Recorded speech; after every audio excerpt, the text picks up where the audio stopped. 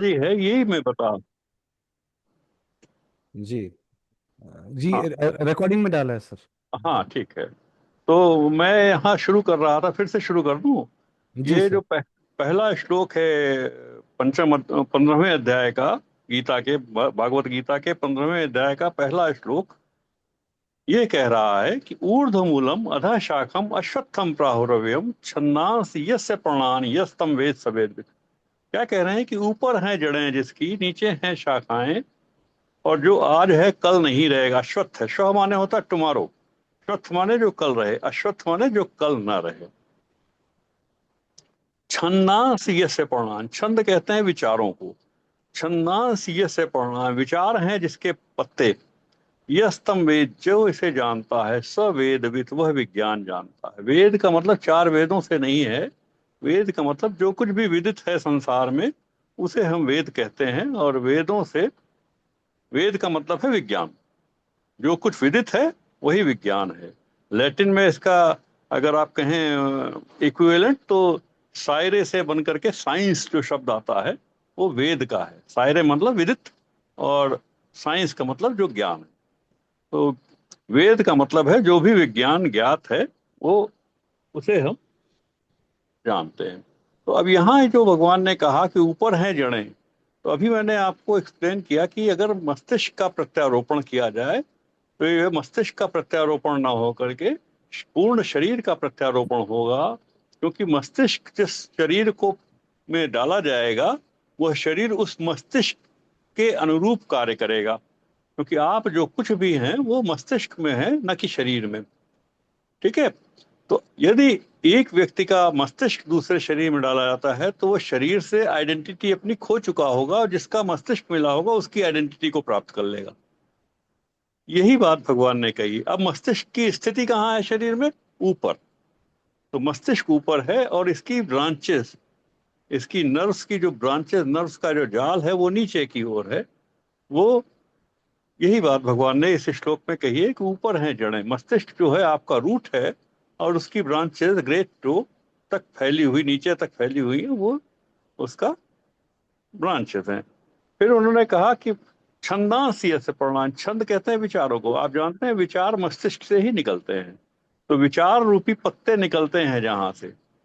तो छंदांसी से प्रणाम यस्तम वेद, जो इसे जानता है, स वेदवित, वही विज्ञान जानता है। अगले श्लोक में इसी को उन्होंने फर्दर एक्सप्लेन किया।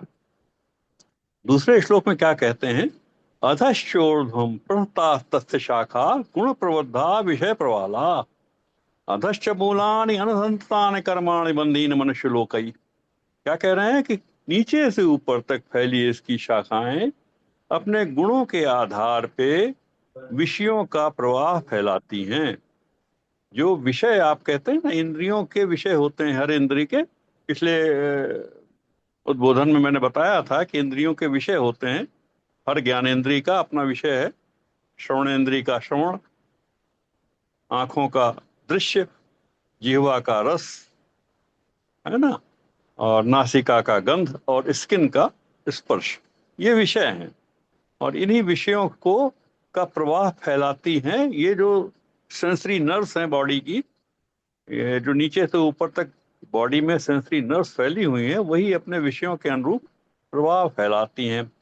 फिर क्या कह रहे हैं दूसरे लाइन में कि अधश्च मूलानि अनुसंततानि कर्माणि बंधीन मनुष्य लोकई। क्या कह रहे हैं कि मनुष्य लोक में बंधन का कारण मूलाधार चक्र, अधश्च सबसे नीचे जो मूलाधार चक्र है, उसके कर्म से उत्पन्न संतान उत्पत्ति, उसके कर्म से जो संतान उत्पन्न हो रही है, वही मनुष्य लोक में बंधन का कारण। अब आप इस संसार में देखिए, किसी से, किसी भी व्यक्ति से पूछिए तो वो कहेगा क्या कर रहे हो? बस कमाने जा रहे हैं। क्या, क्यों कमाने जा? पत्नी और बच्चे पल जाएं। पत्नी और बच्चों के लिए ही कार्य करता हुआ मिलेगा।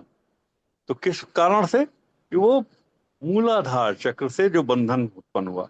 अब यहीं से मेरी सोच बदलती है कि अब हम सभी चक्रों को हम पहचाने कि जब ये मूलाधार चक्र से संतान उत्पत्ति हो रही है, तो मूलाधार चक्र का स्वरूप क्या बताया गया है। तो मूलाधार चक्र के बारे में जो विवरण हमें मिला है वो ये कह रहे हैं, गुह्य लिंगई और मध्य अंगुली द्वय अमित स्थानम। एनस और उपस्थ के मध्य यानी पेरिनियम से अंगुली द्वय, 2 अंगुल ऊपर, अंगुल द्वयमित स्थानम, ये इसका स्थान बताया गया। सतु शरीर सकल नाड़ी नाम मूल स्थानम, ये श्लोक है। तो ये कह रहा है कि एनस और उपस्थ के मध्य मतलब पेरिनियम से 2 अंगुल ऊपर इसका स्थान बताया गया है। अब इसका वैज्ञानिक स्वरूप जब हमने तलाशने का प्रयास किया तो इंटरनल आइलियक आर्टरीज होती हैं, जो एओर्टा जब नीचे जाता है तो डिवाइड होता है 2 आइलियक आर्टरीज में, और उनमें से इंटरनल आइलियक आर्टरी जो है पेल्विस में जाती है और एक्सटर्नल आइलियक आर्टरी जो है फिमोरल आर्टरी बनकर के लोअर लिम्स में जाती है। तो ये इंटरनल आइलियक आर्टरी के अलोंग तीनों नर्व्स का प्लेक्सस एक जाता है। तीनों नर्व्स कौन सी? Sympathetic, parasympathetic and spinal nerves, जो सेंसरी नर्व्स होती हैं। इन तीनों नर्व्स का प्लेक्सस जाल जो होता है उसी को हम चक्र के रूप में समझते हैं। आप अगर देखें, कबीर ने भी इस बात को कहा, इंगला पिंगला ताना भरनी सुषमन तार से भी नी चदरिया। क्या कह रहे हैं कि इंगला सिंपैथिक, पिंगला पैरासिम्पैथिक और सुषमन स्पाइनल नर्व्स का जो जाल है वही शरीर है। आपके शरीर में ये तीनों नर्व्स अपने अपने कार्य को संपादन करने हेतु प्लेक्सस बना के कार्य करती हैं। तो सबसे नीचे जो पेल्विक प्लेक्सस बन रहा है वही मूलाधार चक्र है, और वो ठीक एग्जैक्टली 2 अंगुल ऊपर इंटरनल आइलिक आर्टरी से निकल करके बनता है। और वो सप्लाई, नर्व सप्लाई कहाँ कर रहा है? उसकी नर्व सप्लाई हो रही है सेक्सुअल ऑर्गन्स को, मतलब वेजाइना को और पेनिस को जो नर्व सप्लाई हो रही है वो उसी प्लेक्सस से सप्लाई हो रही। और उसमें तीनों तरह की नर्व्स हैं, सिंपैथिक भी है, पैरासिम्पैथिक भी है और स्पाइनल नर्व्स भी हैं। तो sensation and the action of that six organs वो गवर्न होता है इन्हीं तीनों नर्व्स के जरिए। उसी को मूलाधार चक्र बताया है। अब अगर हम इसके ऊपर चलें तो नेक्स्ट जो चक्र बताया गया है वो है स्वाधिष्ठान चक्र। स्वाधिष्ठान चक्र जो है उसके बारे में बताया, षड दलैर वैद्युत निभे स्वाधिष्ठाने अनलत्य वभमैरी रत्न युक्त वर्ण षडभिसूत्रतः। ये जो है 6 दल का विद्युती जो है ये स्वाधिष्ठान के रूप में जाना जाता है, और अनल अग्नि जिसमें है, अग्नि इसका स्वरूप है। तो अब आप देखें कि पक्वाग्नि, पाचन तंत्र जो है आपका, वही स्वाधिष्ठान चक्र से गवर्न हो रहा है। जैसे सेक्सुअल ऑर्गन्स जो है गवर्न हो रहे हैं मूलाधार चक्र से, तो डाइजेस्टिव सिस्टम, इंटेस्टीन गवर्न हो रही हैं वो स्वाधिष्ठान चक्र से। अब ये स्वाधिष्ठान चक्र की स्थिति कहाँ? स्थिति वही है जो मीसेंट्रिक आर्टरी एओर्टा से सबसे नीचे, तो इंटरनल आइलिक आर्टरी चलेगी पेल्विस में, और एओर्टा में उसके ऊपर जो आर्टरी निकलती है वो है mesenteric artery, which supplies into the whole of the intestine.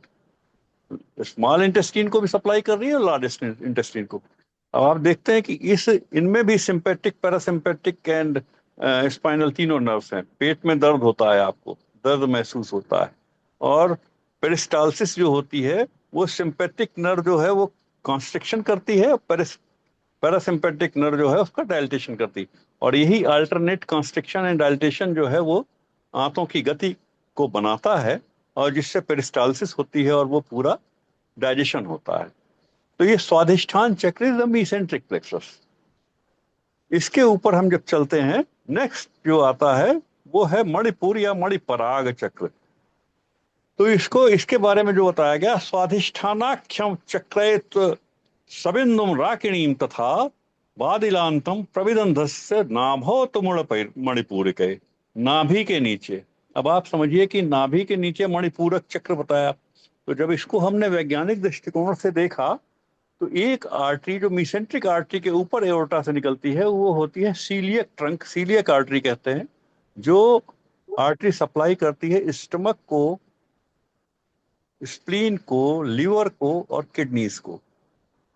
अब आर्टरी सप्लाई करती है स्टमक, लीवर और स्प्लीन को, और किडनीज के लिए रीनल आर्टरीज होती है। लेकिन इसी सीलिएक ट्रंक के अलॉन्ग जो नर्व प्लेक्सस चल रहा होता है, वो नर्व प्लेक्सस सिंपैथिक, पैरासिम्पैथिक और मीसेंटिक प्लेक्सस का जो नर्व प्लेक्सस है नाभि के ठीक पीछे मिलेगा आपको, और वो प्लेक्सस जो है वो उससे नर्व सप्लाई हो रही है लीवर को, स्प्लीन को, किडनीज को और स्टमक को। इस तरह से ये जो चक्र है मणिपराग चक्र कहलाता है। अब मणिकर्म क्या होता है? मणिकर्म होता है तराशने का, है ना।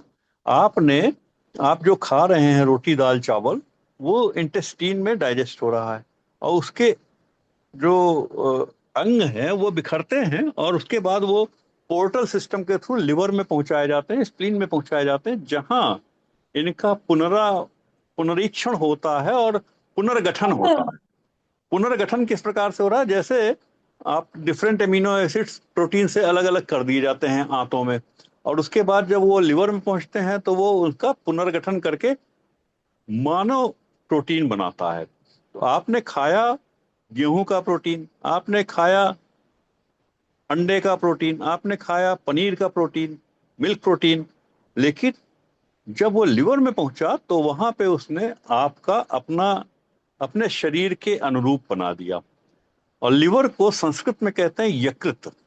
यकृत का मतलब उसी शब्द में उसका अर्थ छुपा हुआ, यम कृतम, जो नियमन करता है। यम कृतम स यकृतम।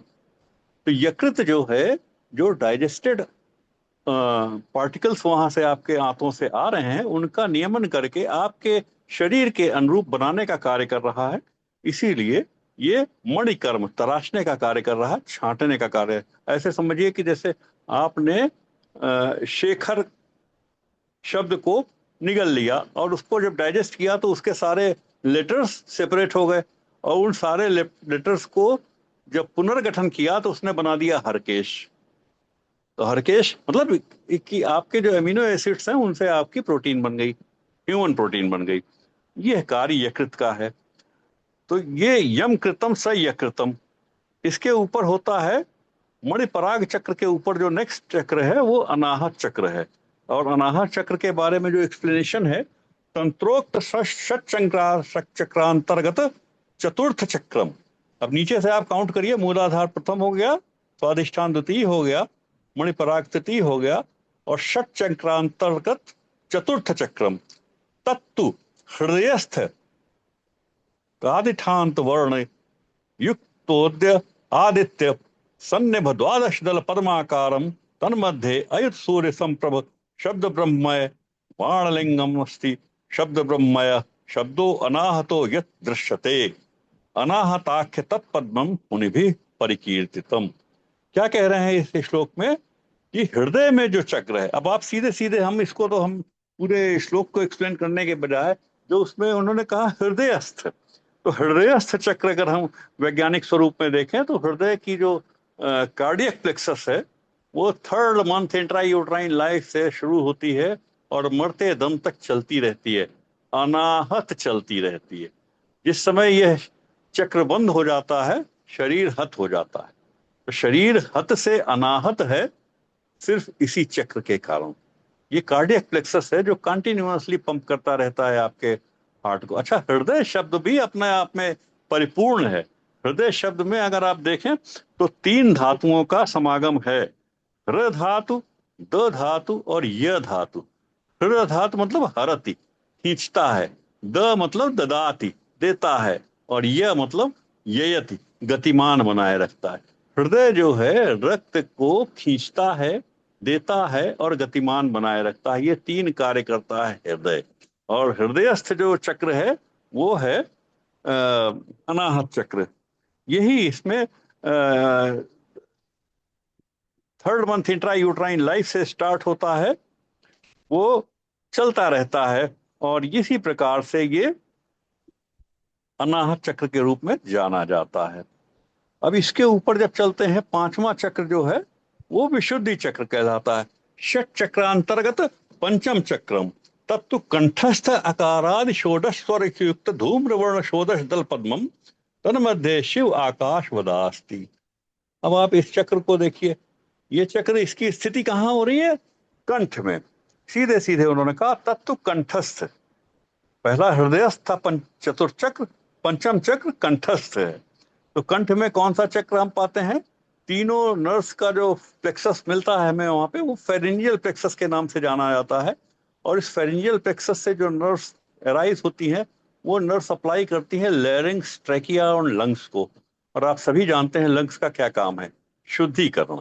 आपकी वायु को, आपके शरीर की जो वायु है, जो गैस है, उसको शुद्धि करता है। प्राण वायु अंदर जाती है और वो समान वायु के रूप में ब्लड में ट्रांसमिट होती है, और वहां से ब्लड से वो पूरे बॉडी में ट्रांसफर होती है। अब ये अ, विशुद्धि चक्र, इसके नाम में ही इसका अर्थ और कर्म दोनों छिपा हुआ है। जो लंग्स को सप्लाई कर रही है रिकरेंट लैरिंजियल नर्व, और जो फेरियल प्लेक्सस से निकलने वाली नर्व जो लैरिंग्स और ट्रैकिया को पूरी और ब्रोंकाई को सप्लाई कर रही हैं, उनका काम क्या है? उनका काम है रक्त का शोधन। तो जब रक्त का शोधन कर रहे हैं, इसीलिए उसको विशुद्धि चक्र कह रहे हैं। तो काम में ही उसका अपने आप में अर्थ छुपा हुआ है। और इसी जो विशुद्धि चक्र है, यहीं पे शिव का, जो इन्होंने कहा कि तन मध्य शिव आकाश वदस्ति। अब शिव का डमरू कहते हैं लैरिंग्स को। लैरिंग्स जो है शिव का डमरू है। इसी के बारे में कहा गया है, नृत्तावसाने नटराज राजो ननाद ढक्का नौ पंचवारम। क्या कहते हैं कि नृत्य के उपरांत नटराज शिव ने डमरू को 14 बार बजाया। जब पाणिनि के आप सूत्र, अष्टाध्यायी का पहला चैप्टर जब आप पढ़ते हैं, तो जो 14 सूत्र उन्होंने बताए हैं जिनसे वर्ण ज्ञान होता है। अब वो वर्ण ज्ञान, अब वो आप पढ़ लीजिएगा, डिटेल्स में बहुत सारा है वो वर्ण ज्ञान, जो 14 पाणिनि सूत्र हैं उनसे उन्होंने एक्सप्लेन किया है। तो ये विशुद्धि चक्र के कारण हुआ सारा। विशुद्धि चक्र से आपकी ऑक्सीजनेशन हो रही है पूरी बॉडी में। और जब हम प्राणायाम की बात करते हैं, तो प्राणायाम विशुद्धि चक्र के लिए ही होता है, विशुद्धि चक्र को ही रेगुलराइज करता है। अब इसके बाद क्या है कि जो छठा चक्र है उसको आज्ञापनम चक्र कहते हैं। आज्ञापनम या आज्ञा चक्र। आज्ञा चक्र क्या है कि षट चक्रांतर्गत षष्ठ चक्रम तथा च तंत्रे आज्ञा नामम जम तद्धिम कर सदृशम ध्यान धाम प्रकाश इच्छाभ्याम वैकलाभ्याम प्रविलसति व पुनेर तत्र पत्रम सुषुम्नम। तन्मध्ये शाकिनी शशि समध धवला वन शतक दधानाम विद्वाम मुद्राम कपाल डमरूद अपरवर्ती। अब इसके देखिए, इसका प्लेस बताया उन्होंने, कपाल डमरूद अपवर्ती शुद्ध चित्त विभ्रति शुद्ध चित्ताम। ये क्या कह रहे हैं इसमें? ये जो प्लेसमेंट बताया इन्होंने आज्ञापनम चक्र का, उन्होंने कहा कपाल डमरूद अपवर्ती। अब जब हम इसको वैज्ञानिक स्वरूप में हम देखते हैं, कपाल डमरू हम लोग कहते हैं सेला टर्सिका को। सेला टर्सिका जिसके ऊपर पिट्यूटरी ग्लैंड होती है, पिट्यूटरी ग्लैंड रेस्ट करती है सेला टर्सिका पे। और सेला टर्सिका के दोनों साइड्स पे इंटरनल कैरोटिड आर्टरी पास होती है, और वो पास होती है कैवर्नस साइनस के थ्रू।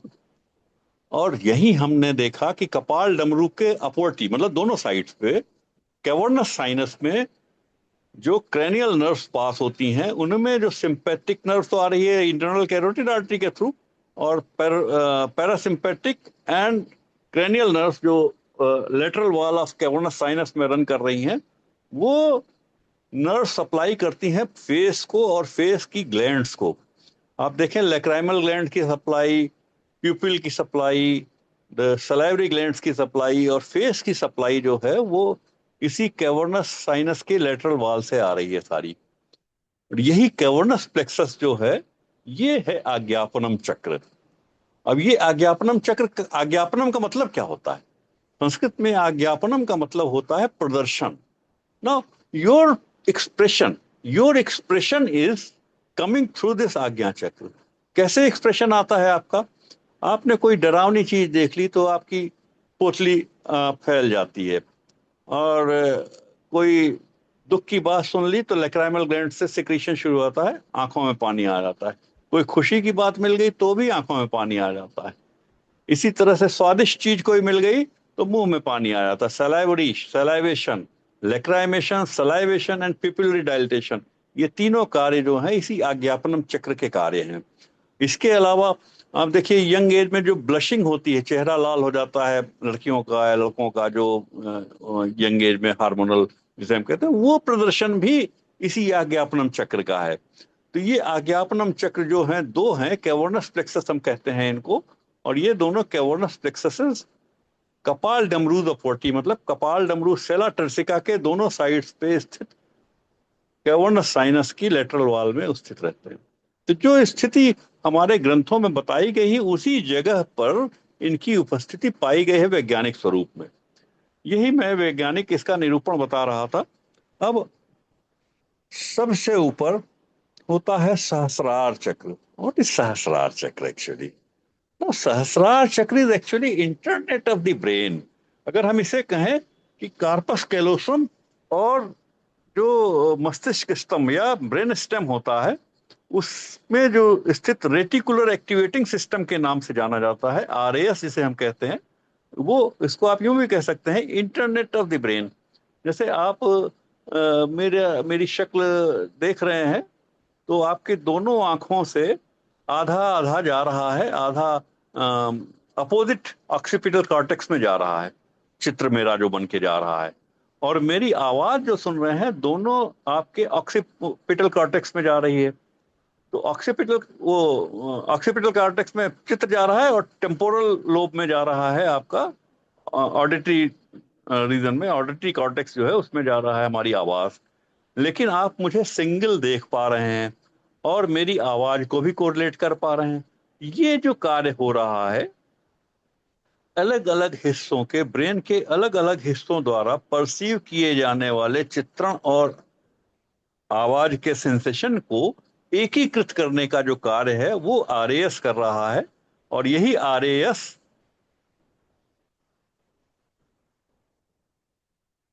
जो है वो आपके कार्पस कैलोसम और ब्रेन स्टेम में स्थित है और वहां से ये कार्य कर रहा है। यही बात सातों चक्रों की हो जाती है। और इसमें आप जानिए, कार्पस कैलोसम में दोनों साइड के हेमिस्फेयर्स की जो नर्व्स हैं आपस में एक दूसरे में कनेक्ट होती हैं। इसी तरह से ब्रेन स्टेम में जो है वो सेरिबेलम के दोनों हाफ की नर्व्स आकर के कनेक्ट होती हैं। तो आपके जितने भी क्रियाकलाप हैं वो इसी रेटिकुलर एक्टिवेटिंग सिस्टम के थ्रू कार्य करते हैं। तो एक्चुअली जो आपकी जो कॉन्शियसनेस है, जो इंटेलिजेंस है और जो मेमोरी है, वो सब इसी आरएएस में स्थित रहती है। क्यों? क्योंकि आप जब भी किसी सेंस ऑर्गन से कोई चीज सुनते हैं तो एक इलेक्ट्रिकल एक्टिविटी जनरेट होती है। चाहे आप आंखों से देख रहे हैं तो एक इलेक्ट्रिकल एक्टिविटी ऑक्सीपिटल कॉर्टेक्स तक जा रही है, और उसके बाद वो थैल्मिक न्यूक्लियाई से आकर के और फिर उसमें डिफरेंट उससे आरएएस में जब पहुंचती है तो वो उसका एक सेंसेशन बन जाता है। आप जब किसी चीज को पहली बार देखते या सुनते हैं तो पहली बार वहां पे वो इलेक्ट्रिकल सर्किट जनरेट होती है। और जब वह जब सेम थिंग आप रिपीटेडली देखते हैं, सुनते हैं, तो वो मेमोरी बन के आपके अंदर मौजूद रहती है। ब्रेन का भी कंप्यूटर बिल्कुल मॉडर्न कंप्यूटर के तरीके से काम करता है। जैसे आप ब्रेन कंप्यूटर में टाइप करते हैं, वही पेज आप टाइप करिए और फिर उसको डिलीट कर दीजिए पूरा, और फिर टाइप करिए और फिर डिलीट कर दीजिए। तो आप जितनी बार डिलीट करेंगे उतने बिट्स उसके बढ़ते चले जाएंगे। उसमें कुछ भी कंप्यूटर में नष्ट नहीं होता। इसीलिए आप देखते हैं सब चीज रिट्रीव कर ली जाती है। जो जब चाहे मोबाइल में है, चाहे लैपटॉप में है, जब आपका कहीं भी कोई चीज होती है उसके साइबर उसमें जब जाते हैं तो रिट्रीव कर लिया जाता है, क्योंकि कोई भी चीज नष्ट नहीं होती। ऐसे ही ब्रेन में भी कोई भी चीज नष्ट नहीं होती। सबसे पहले हर चीज अननोन होती है, और जब एक बार आपको बता दिया गया कि ये फलां है, तो उसके बाद वो आपको हमेशा नोन रहेगा, वो कभी भी समाप्त नहीं होगा। चाहे कि मेमोरी विस्मृत हो सकती है, भूल सकते हैं, लेकिन वो ये कहना कि वो मेमोरी समाप्त हो गई, ये नहीं हो सकता। मेमोरी वापस आएगी। आपको वापस लाने के लिए, जैसा कि हमने पिछले उसमें बताया था कि प्राणायाम का कर्म जो है मेमोरी को वापस ले आ देता है। तो आपकी मेमोरी अक्षुण्ण रहे उसके लिए प्राणायाम करना बहुत आवश्यक हो जाता है। बहरकैफ ये है रेटिकुलर एक्टिवेटिंग सिस्टम का कार्य। अब हम आगे बढ़ते हैं तो हम आपको बताएं कि जो अ, हम पांचवें अध्याय की बात कर रहे थे, तो सबसे नीचे जो हमने बताया था मूलाधार चक्र के बारे में, तो मूलाधार चक्र की जो एक्टिविटी है वो सेक्सुअल एक्टिविटी है। और आप देखिए कि इस संसार का जो बंधन है, उस बंधन का कोई रूप नहीं होता, किसी के गले में कोई पट्टा नहीं दिखता, लेकिन व्यक्ति उसी के लिए भागता रहता है। तो यही बात भगवान तीसरे श्लोक में कह रहे हैं, न रूपम अस्य तथोपलभ्यते नान्तो न चादर न च संप्रतिष्ठा। क्या कह रहे हैं कि इस बंधन का न तो कोई रूप है, फिर भी यह सदैव उपलब्ध रहता है, न तो इसका अंत है, न आदि है, और न ही संप्रतिष्ठा है। मतलब आप समझिए कि सेक्सुअल एक्ट के बारे में आप पब्लिकली बात तक नहीं कर सकते। You have to do it all into the hidden compartments.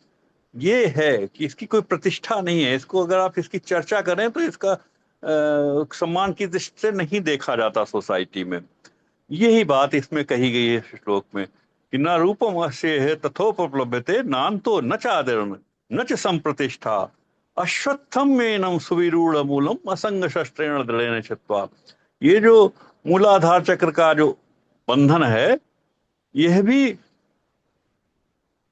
शाश्वत नहीं है, अश्वत्थ है, कल न रहने वाला अश्वत्थ है।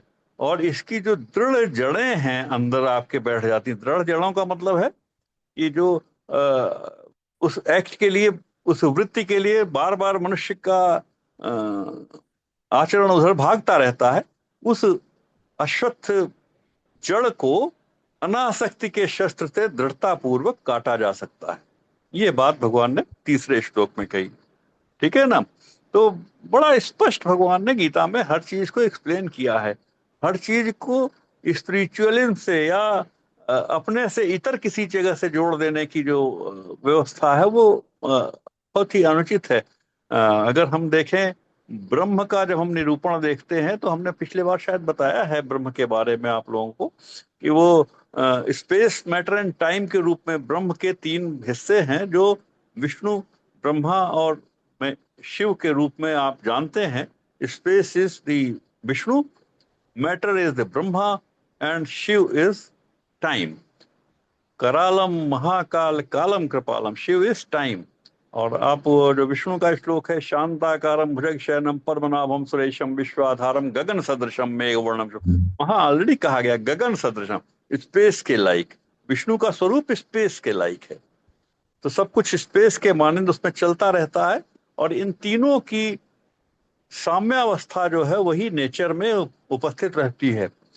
सत्वम रजस तमश्चैव त्रय गुण उदाहरत साम्यावस्थित एतेषाम प्रकृति प्रकीर्तिता। ये मत्स्य पुराण का श्लोक है, जिसमें वो ये कहा जा रहा है कि ब्रह्म जो है तीनों की साम्यावस्था से में उपस्थित रहता है। एक मूर्ति त्रयो विदुरा ब्रह्मा विष्णु महेश्वरा, तीनों एक साथ उपस्थित रहते हैं हर जगह, यत्र तत्र सर्वत्र।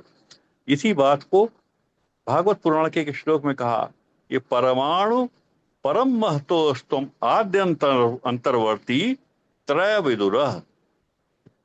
Smallest particle, stable particle helium atom जो है, उससे लेकर के largest mass the red giant star, black hole से जस्ट पहले की जो स्टेज होती है, रेड जायंट स्टार, मतलब परमाणु तो परम महत्व, ये इस तीनों में तीनों रहते हैं।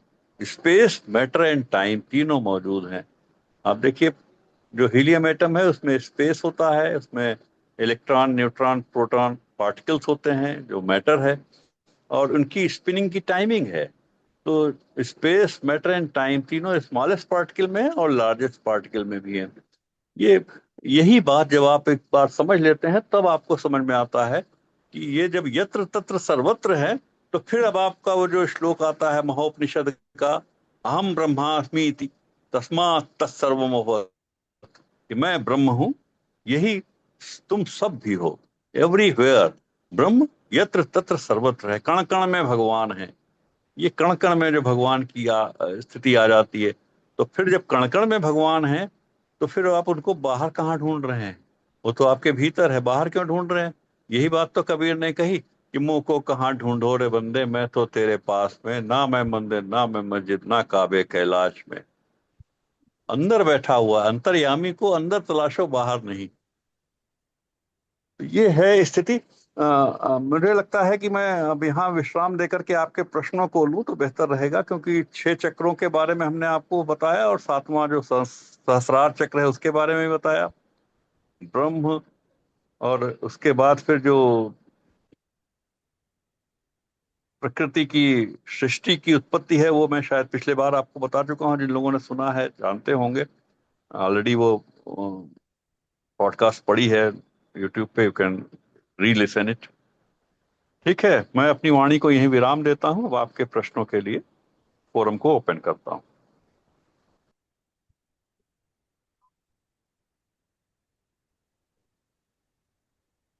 सर जी, जो मिथ है कि यूट्यूब में वगैरह वगैरह वगैरह आजकल ऑनलाइन में सिखाया जाता है कि चक्रों को जागृत करना है, चक्रों को जागृत करना है।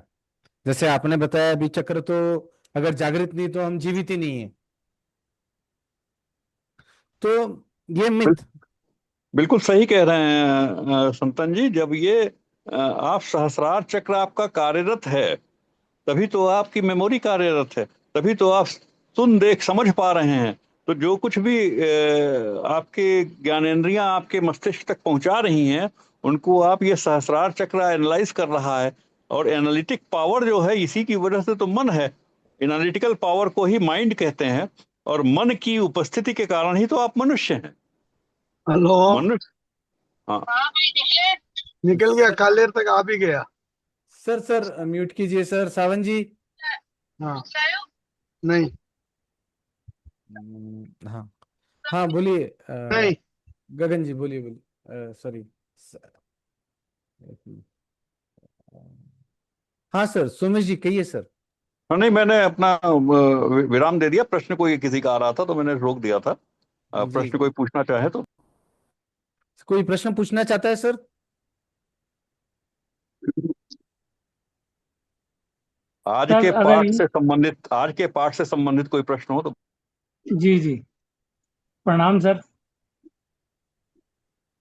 मैं ये जानना चाहता था सर, चक्रों के बारे में आपने सब बताया, लेकिन हमें जो पढ़ने को मिलता है या ज़्यादातर सुनने को मिलता है उसमें जागृति की बात तो की ही जाती है।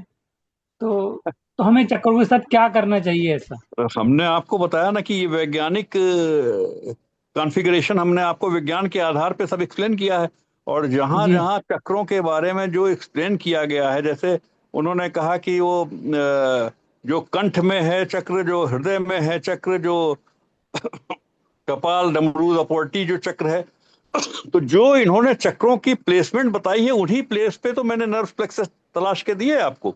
इसका मतलब है कि जो मैं बता रहा हूं, वैज्ञानिक स्वरूप जो बता रहा हूं चक्रों का, वही स्थिति वहां पे स्थित है। और ये वैज्ञानिक स्वरूप जो है सूक्ष्म रूप से आपके अंदर होता है। आप देखिए कि हमारे ग्रंथों में इधर। 5 प्रकार के शरीर बताए गए हैं, जो अन्नमय कोश, ज्ञानमय कोश, प्राणमय कोश, विज्ञानमय कोश। तो विज्ञानमय कोश ही ये चक्रों की परिणति है, जो रेटिकुलर एक्टिवेटिंग सिस्टम में जाकर के समाप्त होती है, जहां से आपकी मेमोरी प्रदीप्त होती है। अब आप समझिए कि जो कुछ भी आप देख सुन रहे हैं उसकी एनालिसिस करने की पावर अगर आपके अंदर है तो आपका चक्र जागृत है। अगर आपके अंदर एनालिसिस करने की पावर नहीं है तो चक्र जागृत नहीं है। तो जितने भी बुद्धिमान व्यक्ति हैं उनका चक्र जागृत है ऑलरेडी। इसमें अलग से जागृत करने के कोई प्रयास करने की आवश्यकता नहीं। ये बहुत ज्यादा बढ़ दिया। सोमेश जी सर एक ऐसे बोलते हैं, सर जी। ऐसे बोलते हैं कि ये चक्र एक्टिव रहने चाहिए। ठीक है, तो हमें कैसे पता चले कि ये सारे चक्र एक्टिव हैं, और अगर नहीं एक्टिव तो उसको एक्टिव कैसे किया जाए? नीरू मैं महाजन जी, अभी जी हमने आपको वैज्ञानिक स्वरूप बताया और ये सभी नर्व्स आपकी एक्टिव हैं, तभी इसमें आपका ज्यादा शरीर बढ़ चल दिया। रहा है। आपका शरीर चल ही तभी रहा है जब ये सारे चक्र एक्टिव हैं। क्योंकि आप जो कुछ भी रिएक्ट कर रहे हैं मेमोरी के आधार पर रिएक्ट कर रहे हैं। आपने कहा कि ऐसा कहते हैं, तो कहाँ से कहा गया? आपको किसी ने बताया ना। और हमने आपको सभी श्लोक पढ़ के सुनाए हैं जो चक्रों के बारे में एक्सप्लेन्ड है हमारे यहाँ। तो जो हमारे ग्रंथों में लिखा है उसका ही एक्सप्लेनेशन देने का मैं प्रयास कर रहा हूँ, वो भी वैज्ञानिक आधार पे। मैं स्पिरिचुअलिज्म या उस तरीके का ज्ञान तो बांट नहीं रहा कि भाई आप कुछ भी अपने से कह दीजिए कि मैं जागृत करा दूंगा या कर दूंगा। मैं कुछ नहीं कह रहा, मैं जो जो यथा स्थिति है वो मैं बता रहा हूँ। यथा स्थिति ये यस है कि सर। वैज्ञानिक स्वरूप ये बता रहा है। तो अब हाँ यस इसमें सर। टीवी में या ऐसे यूट्यूब पे ऑनलाइन इतना आता है, ये पे करो, इतना पे करो, आपके एक्टिव चक्कर को हम एक्टिव कर देंगे। तो हम लोग कंफ्यूज हो जाते हैं कि क्या हमें चक्कर एक्टिव करवाने चाहिए, इसीलिए हम लोग हेल्दी रहेंगे या कुछ रहेंगे। हेलो। तो हम लोग कंफ्यूज हो जाते हैं।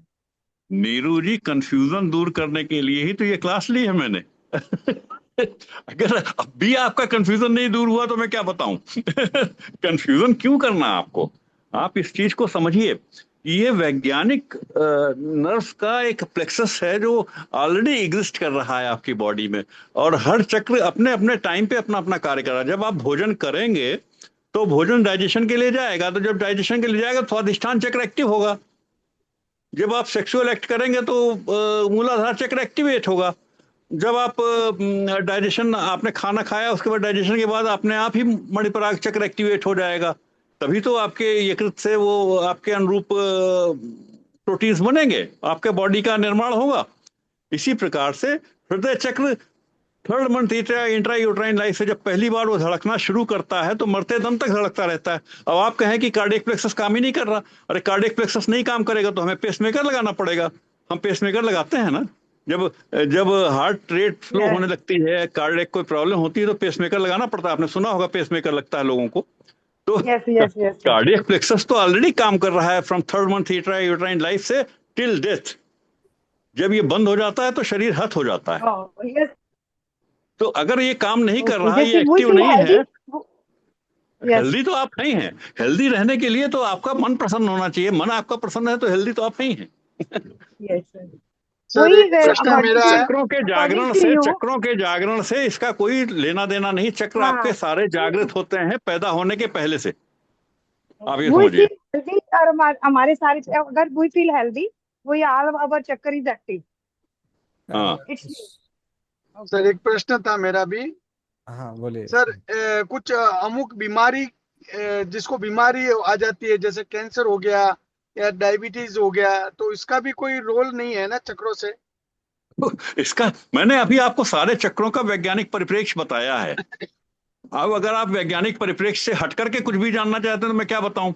मैं तो यही कहूंगा कि विज्ञान ये कह रहा है कि इसमें ये जो चक्र हैं ये प्लेक्ससेस के रूप में बॉडी में स्थित हैं, और उन प्लेक्ससेस की प्लेसमेंट वही है जो हमारे ग्रंथों में लिखी हुई है पहले से। वो मैं आज नहीं लिख रहा हूं, ये नहीं कि मैंने आज आपको बताया है, ये पहले से जो डिस्क्राइब्ड है ग्रंथों में वही बताया है, मैंने एक्सप्लेन किया। जैसे गुह्य लिंग और मध्य अंगुली द्वय स्थित, तो जब वो अंगुली द्वय ऊपर बता रहा है तो प्लेसमेंट तो वही बता रहे हैं। कपाल डमरू अपोर्टी, जो कपाल डमरू है सेला टर्सिका के दोनों साइड्स में, तो प्लेसमेंट तो वही बताई है मैंने इस प्लेक्ससेस की ना। तो ये और ये सारे नर्व्स आपकी बचपन से ही एक्टिव रहती हैं। इसमें कोई अगर किसी में भी एक्टिविटी गड़बड़ हो जाएगी तो नेचुरली रूप से उससे संबंधित बीमारी हो जाएगी, और उससे संबंधित जब बीमारी होती है तो चिकित्सक आपकी जांच करके बताते ही हैं कि भाई आपको इस नर्व की पैरालिसिस हो गई, इस नर्व की पैरालिसिस हो गई, यहाँ पे पैरालिसिस हो गई, लाइक दैट जो भी है वो बताया ही जाता है आपको। तो इसमें चक्रों के बारे में भ्रांति दूर करने के लिए ही यह क्लास की है मैंने। अगर भ्रांति आपकी दूर नहीं होती तो फिर से आप प्रश्न करिए उसमें। ठीक है सर, चक्र खराब हुआ तो आपका शरीर खराब होगा। सावन जी, चक्र आपके शरीर से ही संबंध है, सर का कहना है। तो हम भी तो वही प्रश्न पूछ रहे हैं सर को कि हाँ चक्र अगर खराब है तो शरीर खराब होगा, तो चक्रों को कैसे सही करें? हमारा प्रश्न भी तो वही है वापस। एक मिनट पहले मैं कह देता हूँ, सोमेश जी मुझे ठीक करेंगे। सोमेश जी, मैंने इनको इससे पहले बताया है कि चक्रों को ठीक करने का सबसे आसान तरीका है प्राणायाम, कुंभक। निश्चित रूप से प्राणायाम एक ऐसी नेचुरल व्यवस्था है जो हमारे यहाँ, आप समझते हैं कि हमारे जो कल्चर में 2 बार प्राणायाम करने की विधि हुआ करती थी, प्रातःकालीन संध्या और सायंकालीन संध्या में। अच्छा, प्राणायाम किस प्रकार से चक्रों को ठीक करता है? जब ये नर्व, हमने कहा कि ये नर्व प्लेक्ससेस हैं, तो नर्व्स जितनी भी होती हैं वो साइनेप्सिस के थ्रू अपना कार्य करती हैं, और साइनेप्सिस जब किसी भी चक्र की एक्स्ट्रा एक्टिविटी आप करेंगे, ठीक है ना, जब आप किसी भी चक्र की एक्स्ट्रा एक्टिविटी करेंगे तो वो उसके साइनेप्सिस में न्यूरोकेमिकल ट्रांसमीटर्स का ट्रैफिक जाम हो जाएगा, और जब उसका ट्रैफिक जाम हो जाएगा तो वो नर्व काम करना बंद कर देगी। तो जब वो नर्व काम करना बंद कर देगी तो वो आर्गन आपका डिजीज हो जाएगा। ऐसे में अगर वो नर्व साइनेप्टिक ट्रैफिक जाम जो है उसको दूर कर दिया जाए किसी तरह से, तो आपके नर्व्स फिर से काम करने लगेंगे। यही स्थिति होती है जब आप हमारे पास आते हैं, चिकित्सकों के पास आते हैं। तो क्या होता है, जब आप स्ट्रेस में होते हैं और आपको बीमारियां सारी स्ट्रेस इंड्यूस हो रही होती हैं, तो ऐसे में चिकित्सक क्या करता है, आपको नींद की गोली दे देता है कि भाई सो जा। सो जाएगा तो यही जो साइनेप्सेस हैं धीरे धीरे धीरे धीरे अपने आप खुल जाएंगे, और जब उनका जो साइनेप्टिक न्यूरोकेमिकल ट्रांसमीटर है वो ब्लड में होकर के निकल जाएगा, तो वही साइनेप्सेस फिर से काम करने लगेंगे। तो जब वही साइनेप्सेस फिर से काम करने लगेंगे तो वो चक्र आपके फिर से काम करने लगेंगे। इसीलिए इसको आप इस तरीके से समझिए। अच्छा, ये तो हो गया मेडिकल ट्रीटमेंट। लेकिन जब हम प्राणायाम कहते हैं तो प्राणायाम में जब कुंभक करते हैं तो कुंभक की प्रक्रिया में क्या होता है, कुंभक की प्रक्रिया में आपका गैसियस एक्सचेंज टाइम बढ़ जाता है, और जैसे ही गैसियस एक्सचेंज टाइम बढ़ता है तो कार्बन डाइऑक्साइड तेजी से बाहर डिफ्यूज होती है, और जब कार्बन डाइऑक्साइड ब्लड से बाहर डिफ्यूज होती है तो ब्लड की पीएच बढ़ जाती है, ब्लड अल्कलाइन हो जाता है, थोड़ा सा स्लाइटली अल्कलाइन हो जाता है, क्योंकि कार्बन डाइऑक्साइड जो ब्लड में घुले फॉर्म में होती है कार्बोनिक एसिड बना के रखती है, और जैसे ही CO2 बाहर हो जाती है तो एसिड वहां की एसिडिटी ब्लड की कम हो जाती है। तो जब उसकी पीएच बढ़ जाती है तो आप ये जितने भी हमने साइनेप्टिक न्यूरोकेमिकल ट्रांसमीटर्स बताए थे ये सारे एसिडिक इन नेचर होते हैं। अब आप देखिए बॉडी में जितने भी मेटाबोलाइट्स होते हैं सब एसिडिक होते हैं। आप लैक्टिक एसिड है, गैस्ट्रिक यूरिक एसिड है और गैस्ट्रिक एसिड है, सब आपका सब जगह एसिड बन रहा होता है आपकी पूरे पाचन में या हर कार्य में।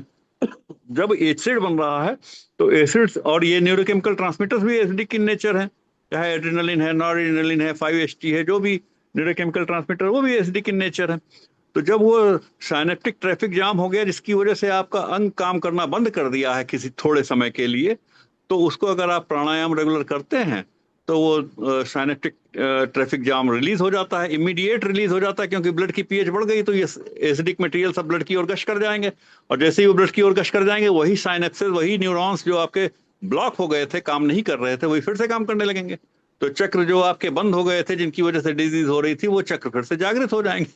बड़ी सिंपल सी, मतलब साइंटिफिक बेसिस दे रहा हूँ, I am not talking of the, इसको आप स्पिरिचुअलिज्म या उससे अगर आप जोड़ के देखते हैं तो मैं उसका एक्सप्लेनेशन नहीं दे पाऊंगा, क्योंकि मैंने तो वैज्ञानिक स्वरूप आपको बताया और विज्ञान के आधार पे ही इसको एक्सप्लेन करने का प्रयास भी कर रहा हूँ।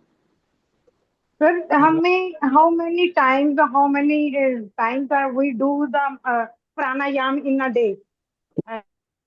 मैडम आप हमारे साथ क्लास में करते हो ना प्राणायाम 10 मिनट्स के लिए सायं प्राणायाम वो, और अगर एक बार सुबह भी कर लेंगे तो बहुत काफी है मैडम। हमारे मेडिटेशन क्लास में तो प्राणायाम हो ही जाता है, आपका कुंभ करवाते हैं आपसे इनडायरेक्ट मेथड में।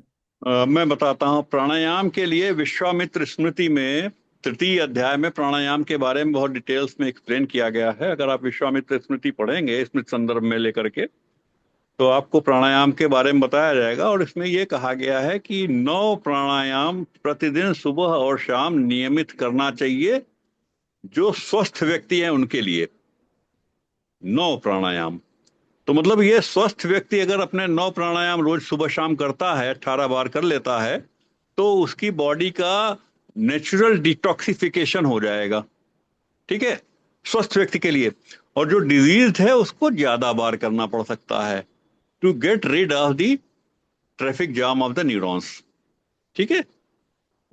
Thank you sir, thank you sir so much. 9 pranayama के नाम क्या है बताइए?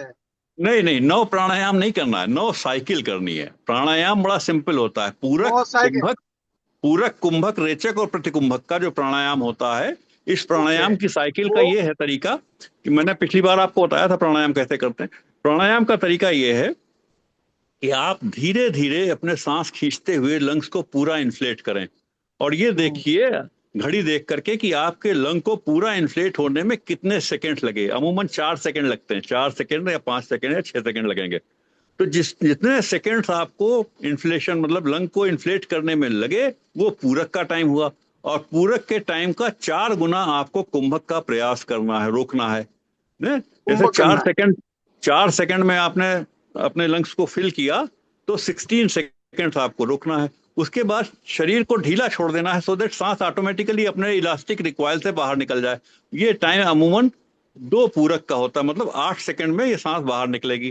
फिर उसके बाद वाह कुंभक करने के लिए भी 8 सेकंड का टाइम दिया जाता है प्रति कुंभक के लिए, और फिर आप एक नई साइकिल शुरू कर सकते हैं। इस तरह से एक साइकिल जो है 1422 की होती है, और इस 1422 की एक साइकिल आप ऐसी 9 साइकिल अगर आप प्रतिदिन कर लेते हैं, ऐसा नहीं कि कंटिन्यूअस करना है, प्राणायाम इंटरमिटेंटली बीच में नॉर्मल सांस लेकर के रोक करके फिर से किया जा सकता है। तो प्राणायाम जो है बेसिकली आपके ब्लड की एल्कलिनिटी को थोड़ा बढ़ा देता है, जिससे आपके न्यूरोकेमिकल ट्रांसमीटर्स और जितने भी मेटाबोलाइट्स, एसिडिक मेटाबोलाइट्स बॉडी को हैवी कर रहे होते हैं, डिजीज कर रहे होते हैं, वो ब्लड की ओर आ जाते हैं और ब्लड से होकर के किडनीज से निकल जाते हैं। किडनीज का नाम होता है संस्कृत में वृक्कः, वृषति अम्लकः, अम्ल को जो बाहर करे वो उसको वृक्क कहते हैं, किडनी कहते हैं। हमारे संस्कृत में हर शब्द का अपना अर्थ है, वो शब्द ही एक्सप्लेन कर देता है क्या कह रहा है। तो वृषति अम्लकः स वृक्कः, तो आपके बॉडी से अम्ल को बाहर फेंकने का कार्य जो करती है वो किडनीज हैं। अच्छा, इसी के साथ एक चीज और बता दें कि आपकी जो स्किन है वो भी एसिड को बाहर फेंकती है। जब आप पसीने में डूबते हैं, पसीना अगर आपका तेजी से निकलता है तो भी आपके एसिड मटेरियल बाहर जाता है। तो अमूमन लोग आजकल एसी और कूलर की व्यवस्था में चले गए हैं, तो इसलिए किडनीज पे लोड ज्यादा बढ़ता है। अगर पसीना लोग बहाएं तो किडनीज पे लोड कम हो जाए। तो, सुमेश जी, एक और चीज मैंने इनको बताई थी कि अगर हम त्रिफला चूर्ण जो होता है, अगर हम वो खाएं तो वात पित्त कफ बैलेंस होगा, और ये भी हमारे चक्र को बैलेंस रखने के लिए सहायक है। तो उसके बारे में कुछ बताएं सर। मैंने आपको बताया जो आयुर्वेद है वो लाइफ साइंसेस है, जीवन का वेद है। अब जीवन को जीने के तरीके कई हो सकते हैं। अब मेडिकल थेरेपी जब आप कहते हैं तो त्रिफला आप लेते हैं तो उसमें त्रिदोष की शांति होगी। आप जानते हैं कि आयुर्वेद का जो प्रिंसिपल है वो इक्विलिब्रियम में लाना, बॉडी को इक्विलिब्रियम में लाना। एलोपैथी का प्रिंसिपल है जो भी आपकी पैथोलॉजी है उसका एंटीडोट देना। जैसे अगर आपको एसिडिटी हो रही है तो एंटासिड ले लो, दर्द हो रहा है तो एनाल्जेसिक ले लो, है ना, इन्फेक्शन हो गया तो एंटीबायोटिक ले लो। आयुर्वेद में क्या है कि आपको कफ वात पित्त जो 3 दोष हैं उनको किसी को समाप्त नहीं किया जाना है, इक्विलिब्रियम में ला देना है। आपने किसी भी जब आप मेडिसिन की बात करते हैं आयुर्वेद में तो कफ नाशक, वात नाशक या पित्त नाशक दवाएं नहीं होती। वहां क्या होती है, कफ शामक, वात शामक, पित्त शामक, शमन करके इक्विलिब्रियम में ला देना, मतलब किसी चीज को नष्ट नहीं करना है, वहां इक्विलिब्रियम में ला देना है। अब इसी तरह से योग की जो विधा है, योग में प्राणायाम, जैसे आयुर्वेद में पंचकर्म होता है, वमन विरेचन वस्ति शिरोधारा और नस्य, ये पंचकर्म होते हैं। तो योग में भी 5 कर्म होते हैं। अब 5 कर्म जब होते हैं, आप देखिए कि वमन के इक्विवेलेंट हो जाता है कुंजल प्रक्रिया और धौती प्रक्रिया, है ना। विरेचन के सापेक्ष योग में नौली, आपने देखा होगा रामदेव जी को पेट हिलाते हुए तेजी से, झुक करके पेट हिलाते हैं, पेट चलाते हैं, वो नौली प्रक्रिया है। नौली प्रक्रिया जो है वो विरेचन के इक्विवेलेंट हो जाती है। वस्ति उसी प्रकार से योग में भी ली जाती है।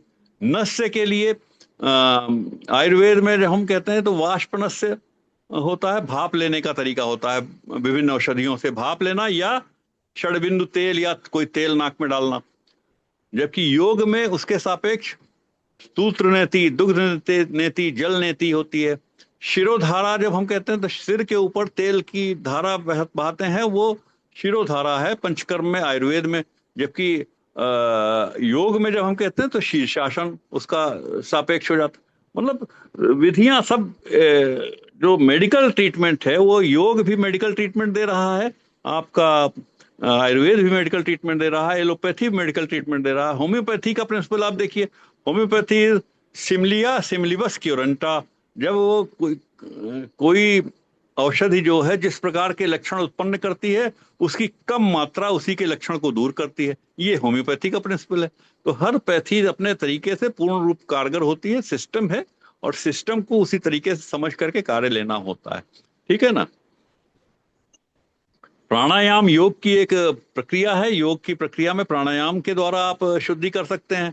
और नहीं तो आपने जब कहा वो त्रिफला लेना है, आयुर्वेद में त्रिफला ले लीजिए। एलोपैथी में आएंगे तो हर चीज की एंटीडोट आपको मिल जाएगी, हर तरह की मेडिसिन मिल जाएंगी। तो आप जिस तरह से अपने को सुधारना चाहें, हम तो ये कहते हैं कि योग की विधि जो है सबसे उत्तम है, क्योंकि उसमें हर लगे न फिटकी रंगो चोखा आए, है ना। उसमें आपका एक पैसे का भी खर्च नहीं होना है, आपको स्वयं करना है और स्वयं करके अपने लाभ उठाना है।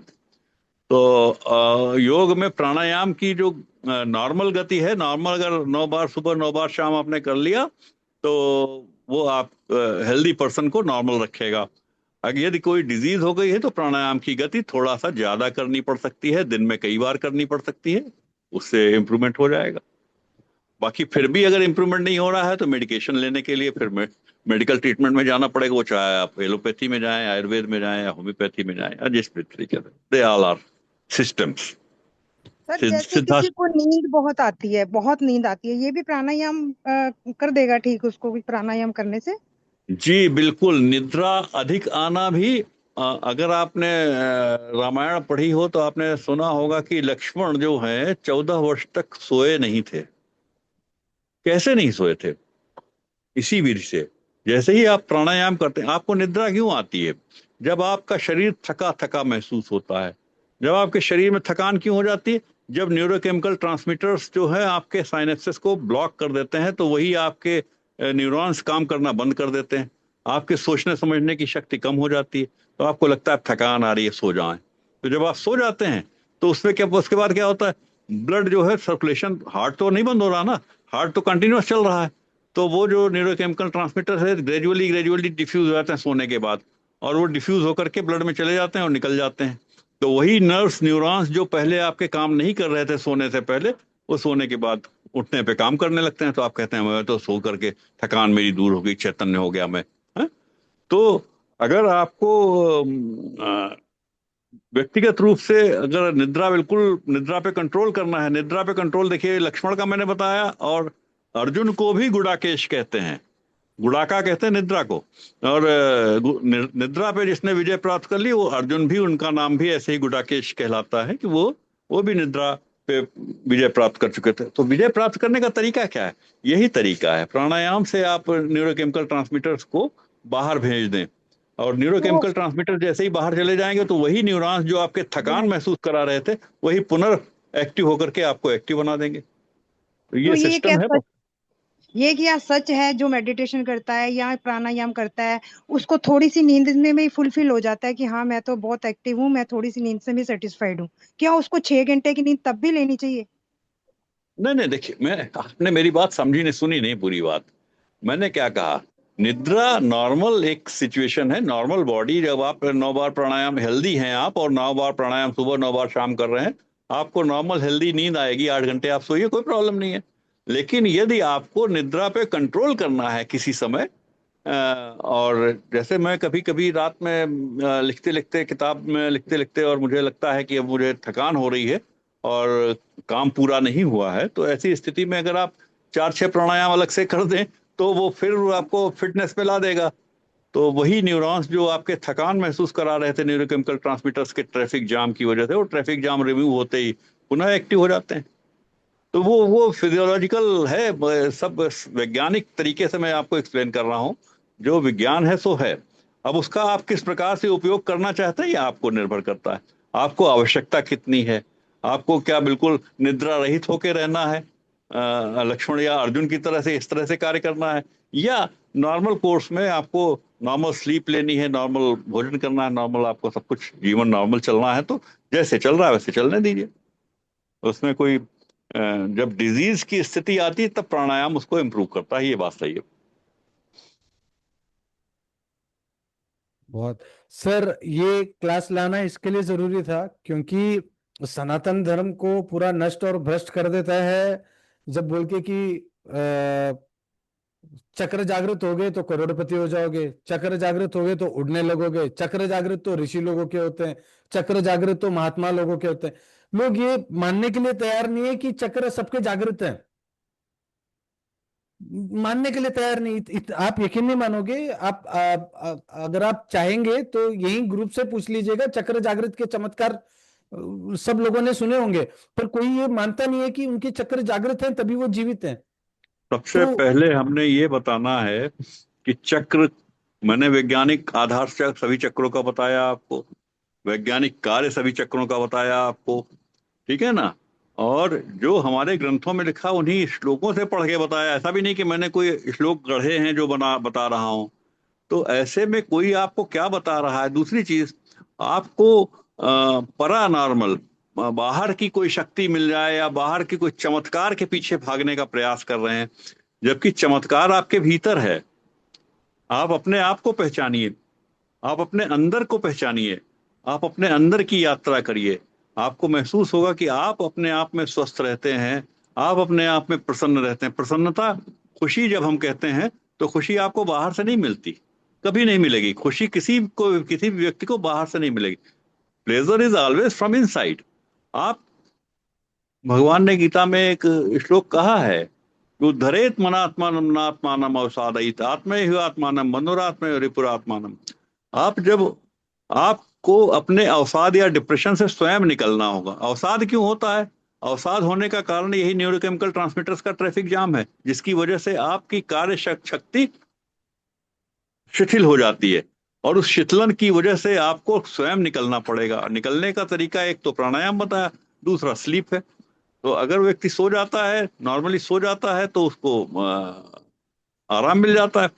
बहुत से लोग नींद को भगा करके और नहीं काम करना है और काम हो भी नहीं पा रहा है, तो वो थकान भी हो रही है और काम भी नहीं हो पा रहा है, वो फेल्योर को डिप्रेशन के रूप में लेते चले जाते हैं। तो डिप्रेशन को दूर करने के लिए भी प्राणायाम करने की जरूरत है। अन्यथा मेडिसिन पे जाएंगे तो स्लीपिंग मेडिसिन मिलेगी आपको। जब भी डिप्रेशन दूर करना होता है स्लीपिंग मेडिसिन होती। तो व्यक्ति अपने आप ही अपने डिप्रेशन से निकल सकता है। और अब हमने जो खुशी की बात बताई थी, आप ही अपने मित्र हैं, आप ही अपने शत्रु हैं। इसका क्या मतलब है? भगवान ने क्यों कहा ऐसा? इसलिए कहा कि जब आप किसी मित्र को देखते हैं तो आपका चित्त प्रसन्न हो जाता है, ठीक है। मित्र पे कोई उसका असर नहीं होता, लेकिन आपका चित्त प्रसन्न हो जाता है कि ये मेरा मित्र है। ऐसे ही जब आप किसी शत्रु को देखते हैं तो मन में कुंठा होती है, आप, मन आपका व्यथित होता है। तो शत्रु कौन हुआ?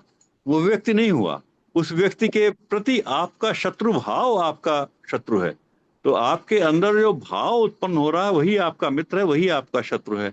यही बात भगवान ने 8वें अध्याय के 3रे श्लोक में कही है कि कर्म क्या होना चाहिए। जब उन्होंने कहा था, अर्जुन ने पूछा कर्म क्या होता है, तो उन्होंने कहा भूत भावोद्भव करो विसर्गः कर्म संगीता। आपके अंदर उत्पन्न होने वाले इमोशंस को दूर करना ही कर्म है। अब आप अपने इमोशंस को कितना कंट्रोल करते हैं, जितना आप सात्विक होते जाएंगे, जितना आप अपने आप को, अपने आप पे जितना आप नियंत्रण पाएंगे। आप संसार में किसी को सुधारने नहीं आए, सच्ची बात आपको बता रहा हूं। आप लोग सोचते हैं कि वो व्यक्ति मेरे अनुरूप कार्य नहीं कर रहा है इसलिए मैं उसको सीधा कर दूंगा। आप किसी को सीधा नहीं कर पाएंगे। आप अपने को उसके अनुरूप बना लेंगे तो आप प्रसन्न रहेंगे। तो प्रसन्नता आपके अंदर से निकलती है, बाहर से नहीं आती। ये प्रसन्नता, अगर संसार जैसा है उसको ऐसा ही एक्सेप्ट कर ले तो आप प्रसन्न हो जाएंगे। और अगर आप उसमें परिवर्तन लाना चाहेंगे तो उसके लिए फिर आप दुखी होते रहेंगे। तो व्यवस्था आपके इच्छा की है। यही तो भगवान ने कहा कि विहाय कामान सर्वान पुमाश्रित निःस्पृह निर्ममो निरहंकार स शांति में अधिगत। शांति प्राप्त करनी है, सुख प्राप्त करना है, तो अपनी कामना का परित्याग कर दीजिए। आपकी इच्छा होती कि ये ऐसा हो जाए, ये ऐसा हो जाए, और इस ऐसा हो जाने के चक्कर में आपको लोग परेशान कर रहे हैं कि आपकी कुंडलिनी जागृत हो जाएगी तो आप सब कुछ अपने हिसाब से कर लेंगे। ऐसा कुछ नहीं, जैसा हो रहा है उसको आपने एक्सेप्ट कर लिया तो आपके हिसाब से हो रहा है। अगर आप जो उसमें परिवर्तन लाने का प्रयास करते हैं तो फिर उसके लिए आपको एफर्ट्स करनी पड़ती है। तो ये सब आपके अंदर है, और गीता में हर चीज को भगवान ने एक्सप्लेन किया है जगह जगह पे। आपने उसको अगर सही तरीके से समझ लिया तो उसके बाद संसार में कुछ भी समझने को शेष रहता नहीं।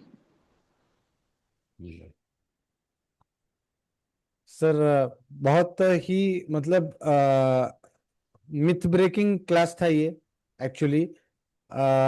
इतना डीप में, मतलब एक एक बॉडी के ऑर्गन्स, उसके फ्लेक्सर्स, उसके साथ साथ श्लोक।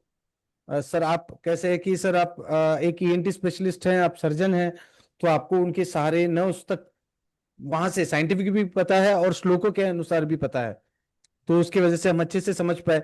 और ये जो भ्रांति, ये जो तोड़ना है कि चक्र जागृत करने वालों का चक्र जागृत होना, ये भ्रांति तोड़ना है और लोगों को रियलाइज करवाना है कि चक्र सबके जागृत ही है। इसके लिए क्लास था और बहुत अच्छे से क्लास हुआ। किसी और को कोई क्वेश्चन है?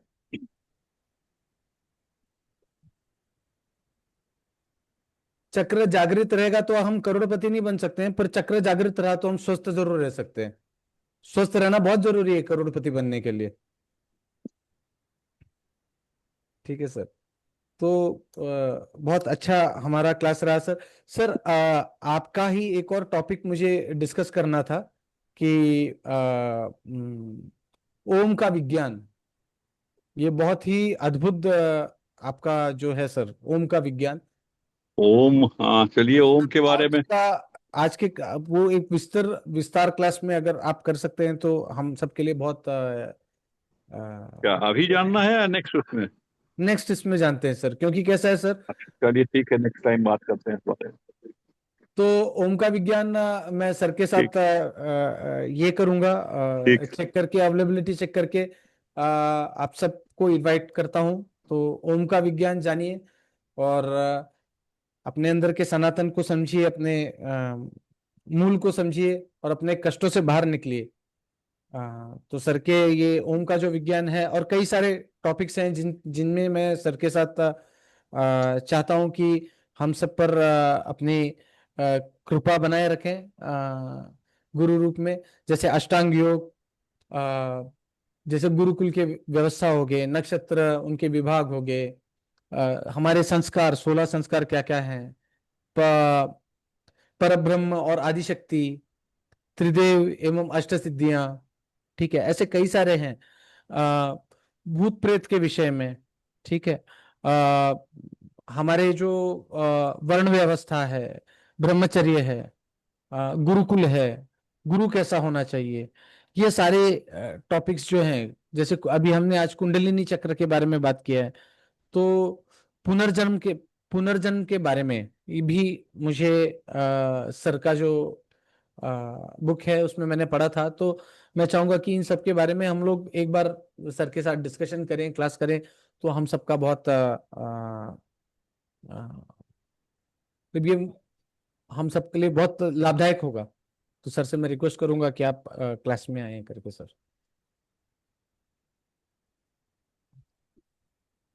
तो आप लोग इंटरेस्टेड, आप लोगों को आज का क्लास कैसा लगा सर? प्लीज सर को फीडबैक दे बहुत दीजिए। अच्छा, बहुत अच्छा, बहुत नई चीज सीखने को मिली। जो भ्रम थे वो दूर हुए सर। और आगे भी इनके लाभ मिलेंगे हमको।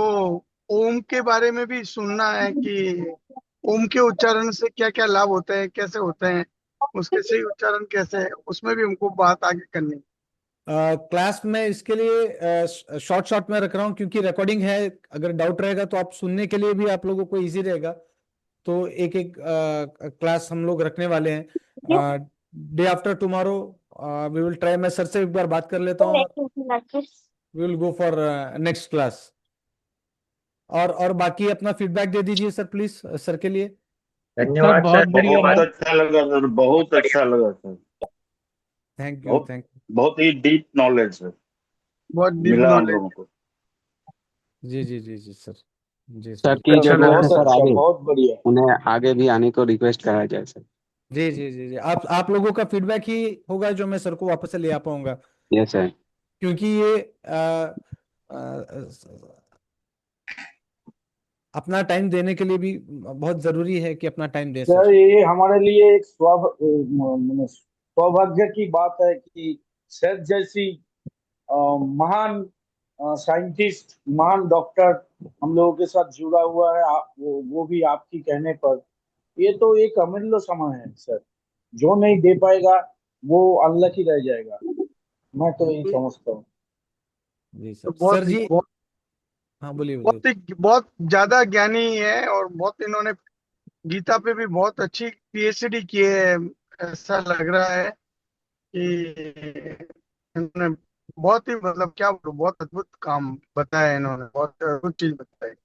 और इन्होंने कोई भी पैथी के लिए ना नहीं बोला। आप अपनी इच्छा से कोई भी पैथी में जा सकते हो। इन्होंने पर सबसे बड़ा इन्होंने वही बताया कि योग के द्वारा आप अपने शरीर को ठीक करते हो तो बहुत अच्छी चीज है। और इसमें विस्तार से समझना है हमको कि प्राणायाम एक तो अनुलोम विलोम हो गया, भ्रामरी हो गया, भस्त्रिका हो गया, तो उनके उनको भी करना है कि एक ही प्राणायाम को करना है, वो भी हमको जानना है। सर उसके लिए भी हम सही से एक्सपर्ट को लेके आएंगे सर आप लोगों के लिए। हाँ आई विल करेंगे हम लोग। ये बता रहा था सर कि जो डॉक्टर साहब हैं, डॉक्टर ईएनटी स्पेशलिस्ट हैं और retired director of medical services से सेवानिवृत्त हैं डॉक्टर सोमेश जी। और कई प्रकार के वेदों को, वेद उपनिषद जैसे कई कई कई कई सालों से इनका जो रिसर्च है वही हमारे सबके काम आ रहा है। And I will request sir to come again. बस मैं इतना ही कहना चाहूंगा। बस बढ़िया सर। बढ़िया। सब लोग टाइम पर धन्यवाद। आइए, प्रेजेंट रहिएगा सर क्लास हाँ में। हाँ, तो कभी वापस कल होने वाली है? कल या परसों आई विल मैं आपको आज ग्रुप में अपडेट कर दूंगा सर से बात करके कर दो अपडेट कर कर दो कर दूंगा। दो, हम रेडी रहते हैं। जी सर। आज थोड़ा नेटवर्क, आज बारिश की वजह से नेटवर्क नहीं आ रहा था, पर बाद में आ गया। मैं वही लग रहा था जी कि जी बारिश हो जाएगी, तो थोड़ा सा नेटवर्क डिस्टर्ब हो रहा था। जी। बाकी मिल गया और अच्छी लगी, बहुत अच्छी ज्ञान की चीज मिल। सर इसका वीडियो डाल देना सर। हाँ हाँ डाल दूंगा सर, रिकॉर्डिंग में डाला है मैंने, वीडियो डाल दूंगा सर। और आपका ओके। सर बहुत बहुत धन्यवाद। आप ऐसे महापुरुषों से हम आप मिलवा रहे हो हमको, बहुत अच्छा लगा हमको। Thank you sir. वो ये सर आ रहे हैं वो मतलब थैंक यू तो सर को है। धन्यवाद साहब। Thank you sir, thank you sir. Sir Singh साहब आप कुछ कहना चाहेंगे सर? जी नहीं, बढ़िया क्लास था सर। हमें उसका वैज्ञानिक, चक्रों का वैज्ञानिक जो तथ्य है उसके बारे में पता लगा। ये तो मैं भी मानता हूँ कि जो लोग ये नेट पे छोड़ते हैं कि तीसरी आंख जागृत हो जाएगी, वो होता कुछ जागृत कुछ नहीं है, कि वो सेंसेशन होता है उस जगह के ऊपर।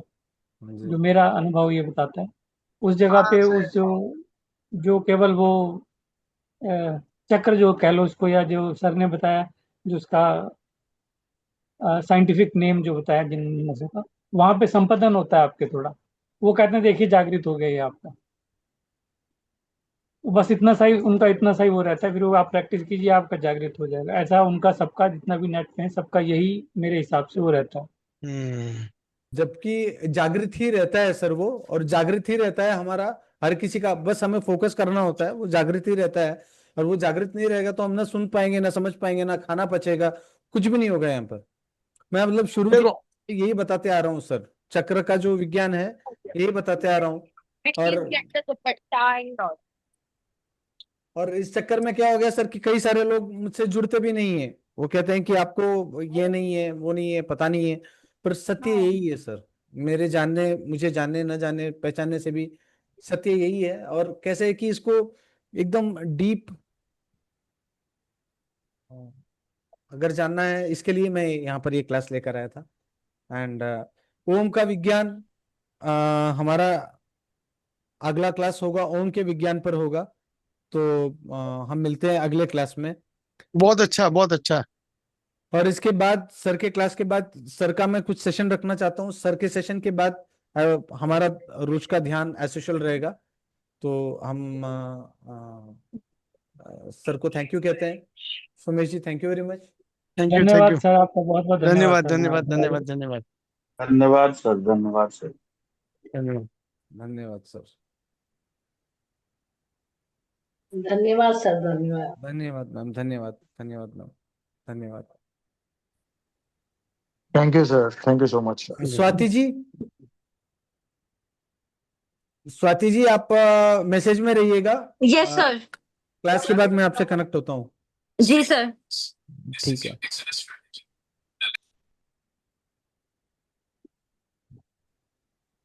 आप कनेक्ट रहिए। किसी और को कुछ पूछना है सर? किसी को? सर की बुक पब्लिश होगी तो मैं आप सबको लिंक वगैरह बता दूंगा, आप सब लोग वहां पर ले लेना। सर का जो रिसर्च है, सर की बुक पब्लिश होगी तो I will send you the link for the same. Sir अभी बुक लिखने पर काम कर रहे हैं। आई विल जी सेंड यू सर। द।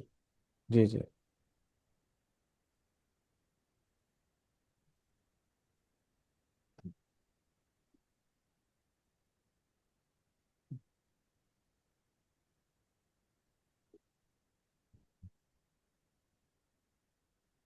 ओम का विज्ञान के लिए मैं मैसेज डाल दूंगा आप लोगों को।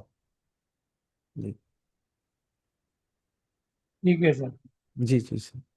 Thank you sir, thank you आने के लिए सबका। धन्यवाद सर, बहुत बहुत धन्यवाद सर, धन्यवाद सर। वैल्यूबल टाइम दिया सब लोगों ने। थैंक यू नहीं सर। नहीं सर, आपका, आप सर का, सोमेश सर का वैल्यूबल टाइम है, हमारा तो क्या है, ज्ञान मिला हमें, इसके लिए आपका भी धन्यवाद, सोमेश सर का भी धन्यवाद सर। जी जी जी जी जी सर। जी सर। जी sir, thank you sir, thank you. प्रणाम सर। प्रणाम सर, प्रणाम प्रणाम सर।